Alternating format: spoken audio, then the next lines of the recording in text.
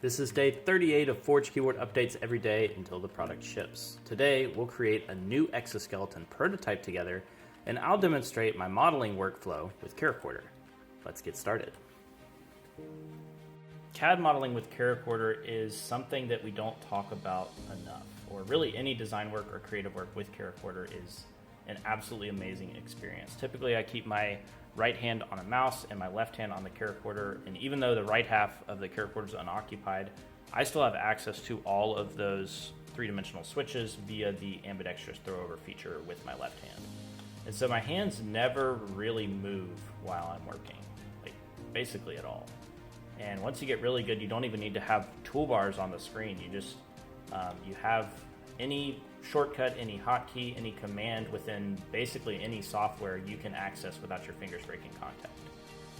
So just like as a sort of a quick demo here, we'll establish a sketch on this part. We'll offset the outside by a couple of millimeters. We'll create a line. Just very simple operations, but just the fact we'll convert that to construction entity. We'll freehand a circle here.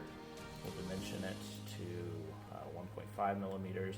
The fact that I can do everything, every possible input without my fingers breaking contact is just a really big game changer. And when we talk about hyperfluency and when we talk about the speed of thought, it goes so far beyond just text entry. I think we don't talk about this as much as we do text entry because it's a little bit hard to measure speed in this arena, as opposed to like words per minute is very easy to measure. But absolutely, this is the best way to do CAD modeling and design work, and I will not use any CAD program without my Caracorder. A lot of CAD programs have tools for working with sheet metal, but we're working with scored plate, as we've been calling it here, which is a lot more complex, and we were sort of forced to create our own custom workflow.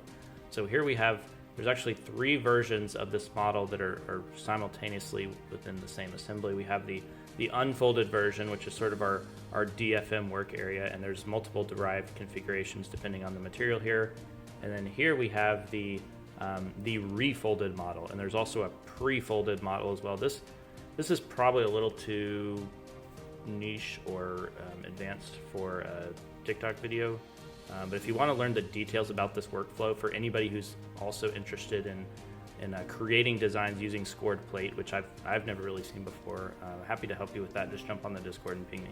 With the M3 fitment testing we did yesterday, we now have populated that geometry across a new exoskeleton, and then we also ran some tests on the M2 today. So now we're ready to finally print the entire exoskeleton. Let's pop in all these embeds. There we go. There we go.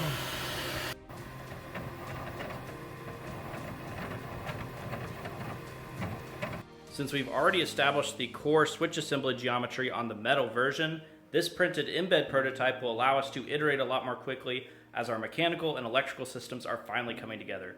We're almost there, guys. Should be at least 13 spots left for discounted pricing. Thank you so much to the 87 people who have already backed the project.